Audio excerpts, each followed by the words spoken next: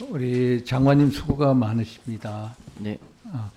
장관님 최근에 한국에너지정보문화재단에서 국민들을 대상으로 에너지에 대한 인식 조사를 했습니다. 혹시 알고 계십니까? 의원님 좀 말씀해 주시면. 이번 지난 8월 초에 네. 우리 국민분들께서 에너지에 대해서 어떤 인식을 가지고 있나 조사를 했습니다. 네. 그 조사 주체가 한국에너지정보문화재단 들어보셨죠? 예. 기후에너지환경부 이 산하 기관이죠. 어떤 기관인지 알고 계십니까? 혹시? 초기 출발은 원전에 대한 홍보 역할을 하다가 예. 이름을 바꿔서 지금 여기까지 온 걸로 알고 예, 있습니다. 1992년 그 전력유관기관 15개가 공동 출연해서 국민분들이 에너지에 대해서 올바른 인식을 가지 처음에 원자력 문화재단 정보 아니었습니까? 제공해 주겠다. 네, 그게 네. 목적이라고 합니다. 그런데 저도 그걸 보고 좀 놀랐는데 일단 원자력 발전이 필요하냐 필요하지 않냐라고 물어봤습니다. 필요하다가 얼마 정도 나왔을 것 같아요, 장관님? 네, 제가 직접 보질 못해서 의원님 말씀해 주시죠. 예. 87.3%가 나왔습니다. 원자력 발전 필요하다 80.3%. 원자력 발전이 안전하냐 안전하지 않냐? 안전하다가 얼마 정도 예상하십니까? 국민분들께서는? 제가 보질 못해서 의원님 말씀- 79.5%가 나옵니다. 79.5%. 그래서 또 원전을 계속 운전해야 되느냐? 하지 말아야 되느냐? 계속 운전이 74.9%가 나왔고요. 그리고 그 원자력 발전을 늘려야 되느냐, 늘려야 되지 말아야 되느냐. 늘려야 된다라는 퍼센트가 62.8%입니다. 제가 장관님 요 네 가지 카테고리에 대한 국민인식 조사 말씀드립니다. 장관님 이 정도로 높을까요? 예상하셨습니까? 네, 제가 데이터를 정확하게 보지 못해서 한번 보고 나서 예, 한번 그 보면 아마 이 정도로 이렇게 높게 나올 거 예상 못했을 것 같아요, 장관님. 그래서 제가 말씀드린 요 수치들 이거에 대해서 얼핏 어떤 생각을 갖고 계십니까, 장관님?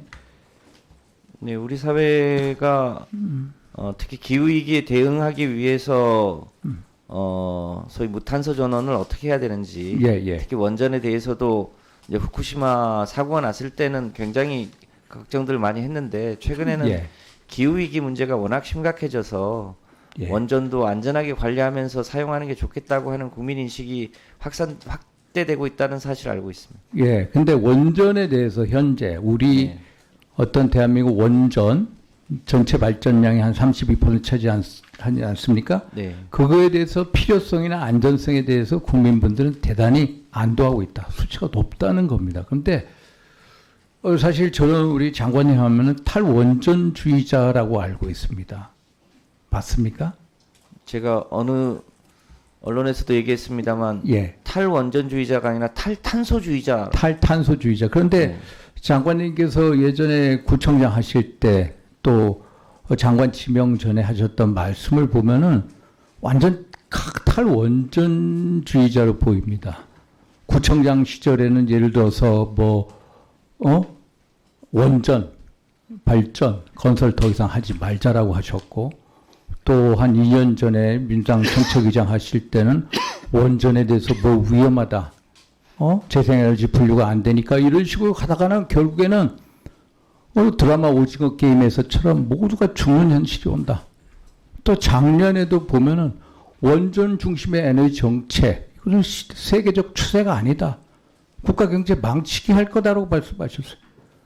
심지어 올해 4월 달까지도 진짜 되지도 않은 원전 수출하지 말고 소위 말해서 태양광, 풍력, ESS, VPP 등 탄원전 기술 패키지로 한 새로운 원전 모델이 필요하다. 이렇게 말씀하셨어요, 장관님. 그래서 얼핏 우리가 알기로는 완전히 탈원전주의자. 그것도 아주 강성으로 보입니다. 그래서 현재 입장은 어떻습니까, 장관님? 네, 제가 구청장 때는 저희 지역에 방사능 아스팔트 오염물질이 대폭 나왔었습니다. 그런 점이 있었고요. 원전이 여전히 위험한 것은 객관적인 사실입니다.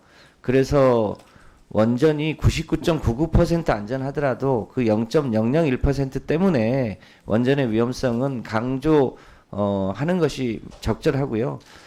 아리백에 포함되지 않는 이유도 그 원전의 위험성 때문에 있고 우리가 원전을 안전하게 관리해야 된다는 것이지 그러니까 위험이 원전 안전 없다는 건 관리하고 아닙니다. 맞습니다. 그리고 그런데 제가 얘기했던 예를 네. 들어서 이 원전 진짜 제가 충격적인 것은 원전 수출하지 말자라고 그럽니다. 지금 대통령께서는 지난번에도 에르도안 튀르키예 대통령하고 또 체코 총리하고 계속 원전 해명하겠다고 합니다. 그런데 이것도 어떻게 보면 대통령 엇박자로 들립니다. 저한테는. 그 원전을 하지 말자. 이렇게 말씀하셨는데 그리고 원전 수출하지 말자. 그러고 나서 야 원전에 대해서 기술이나 발전 이런 걸 안 하겠다고 하면서 이걸 주장하는 나라에서 원전 수출한다. 이게 제대로 되겠느냐. 이런 저는 강한 의구심을 갖고 있습니다. 그래서 더군다나 이게 보십시오. 원전 수출, 최근에 정부 조직 개편에서 원전 수출은 또 산업부, 원전 건설 운영은 또 기후에너지 환경부, 또 원전에 대한 또 R&D는 또 과기부. 도대체 이게 완전히 이게 이 3인 3색입니다. 3인 3색. 3인 3색으로 해서 이게 정말로 이게 제대로 잘 되겠느냐. 정책 공문선, 국제적인 신뢰를 쌓을 수 있겠느냐. 저는 대단히 의구심을 갖습니다. 장관님. 그리고 제가 말씀드린 데 한번 답변해 주세요. 그리고 최근에 기후에너지 환경부, 예를 들어서 세계적인 추세는 어떻습니까? 영국이나 독일이나 심지어 에스토니아까지도 기후에너지 합쳤다가 다시 또 분산시키지 않습니까? 기후의 규제, 소위 말해서 규제 파트, 산업지구 파트의 조화가 안 돼서 그러는 거 아닙니까? 그래서 이런 문제에 대해서 정부 조직 개편, 저는 다시 재고해야 된다. 네, 제가 원전 수출을 하지 말자고 한 적은 없고요. 원전 수출이 그때 24조 원 아니었습니까? 체코에. 그런데 우리가 소위 배터리 3사가 전 세계의 배터리 수출과 관련한 수주 잔고가 1000조입니다. 1000조. 그러니까 그거보다 훨씬 더 큰 금액의 여러 가지 수출 조자 상품이 많다. 규모만 보더라도 원전보다 훨씬 더 많은 대한민국의 소위 수출품들이 많은데 오히려 거기에 더 많은 관심을 가져야 될 거 아니냐 이런 취지로 말씀을 드렸던 겁니다. 원전 하지 말자 이런 건 아니었고요. 그래서 그 점은 오해가 없으셨으면 좋겠고 특히 제가 그 해외 여러 가지 ESS나 전기차나 이런 얘기를 했던 것은 지금 소위 탄소를 저감하는 게 급하다. 그래서 그거를 탈원전으로 바로 연결시키시는 건 조금 너무 좀 과잉이신 것 같고요. 지금은 탈탄소를 하는 게 매우 중요하고 재생에너지 중심으로 가되 우리나라 특성상 원전을 일종의 보조에너지원으로 해서 조화롭게 가는 게 좋겠다. 이런 취지를 갖고 있습니다. 네, 11차 우리 전기본 전력수급 기본 계획에 대해서 여쭙겠습니다. 2038년까지 2008기가와트 대형 원전 2개, SMR 1기 짓기로 돼 있죠. 이거 어떻게 결정된지 아세요? 전문가들이 참여했나요? 장관님? 그때는 제가 책임자가 아니어서 이 전기본 이 네. 계획을 하는데 2023년 7월부터 전문가들이 91명이 참여를 했다고 합니다. 회의를 87차례 했고요. 그건 1년 반 동안에서 이 결정을 만들었습니다. 그런데 장관님 지금 오늘 내내 말씀드린 거 보면은 12차 전기본을 위해서는 이것도 당연히 재검토 대상이다. 이런 말씀이시죠.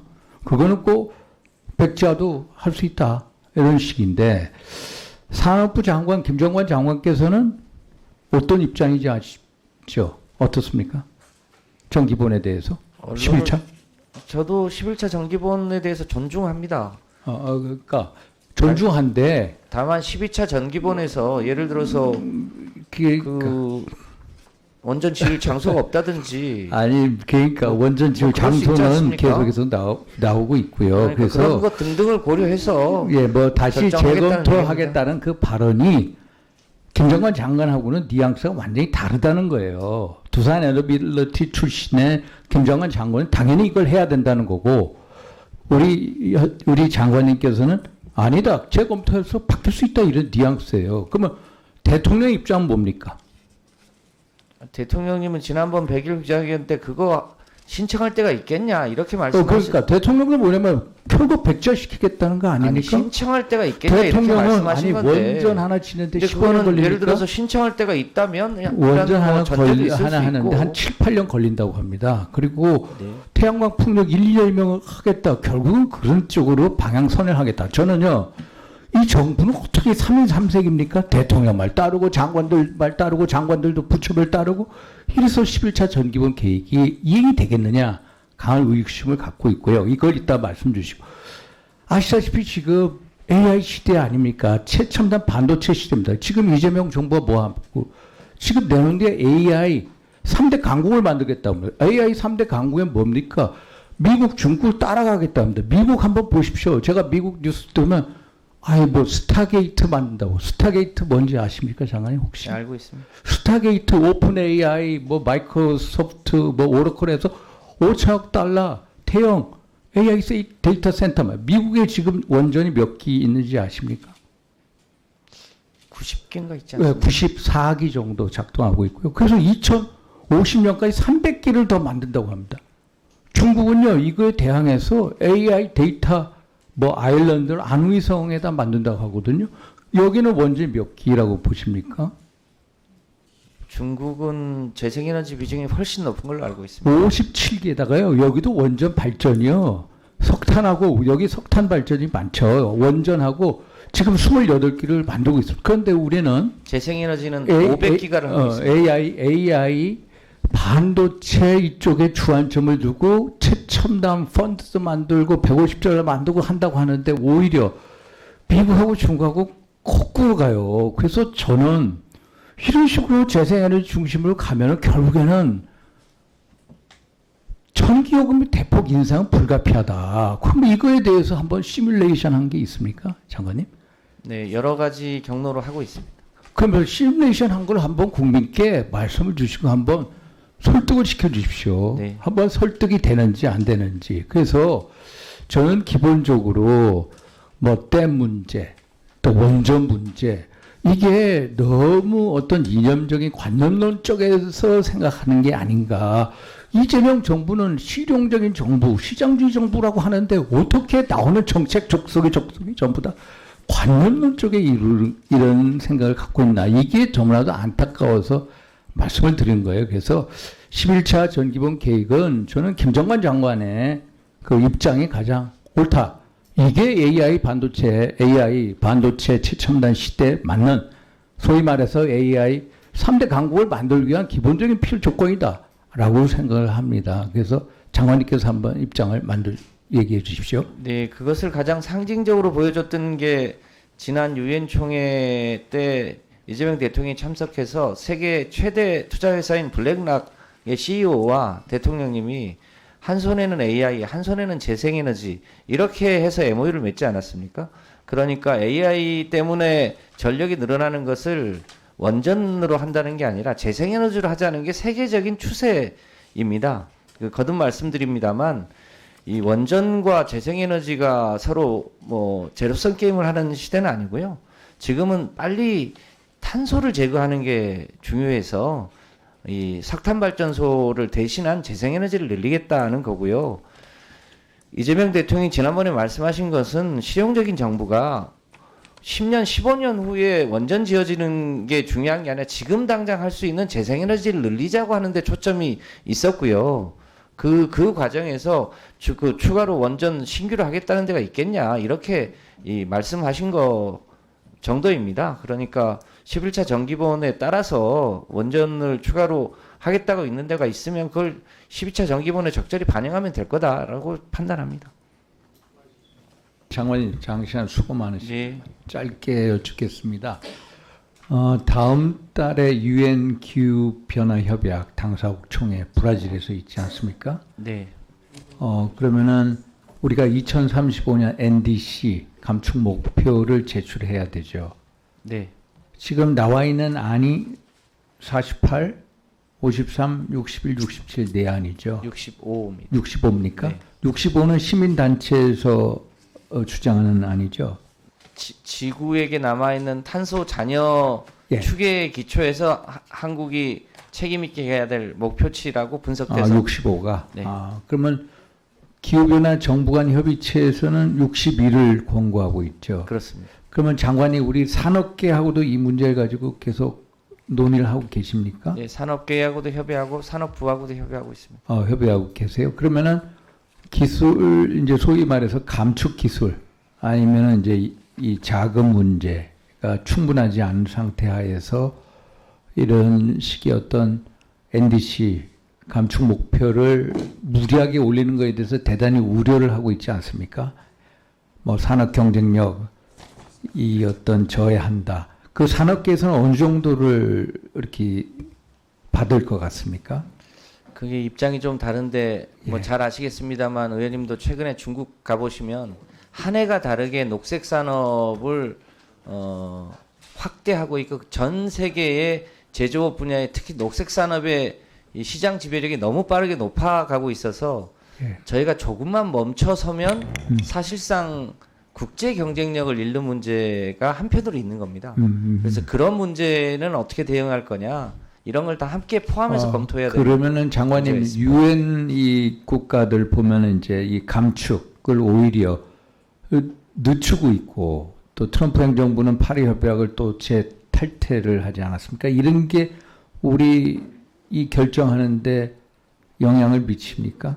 뭐 영향이 전혀 없다고 볼 수는 없습니다만 여전히 유럽은 우리보다 워낙 빨리 추진하고 있고요. 미국도 캘리포니아 주나 주요한 이 대도시권에서는 주 단위로 여전히 기후변화 협약에 맞춰서 일을 하고 있기 때문에 이 대세를 거스를 수는 없다고 그러면 생각합니다. 장관님께서는 개인적으로 이 소위 말해서 산업 경쟁력을 약화시키지 않고 그러면서도 탄소 중립을 또 강화시킬 수 있는 달성 가능한 합리적인 목표치는 개인적으로 어떻게 생각하십니까? 네, 뭐 여러모로 고민 중에 있으니까 다음에 말씀드리도록 하겠습니다. 예, 이상입니다.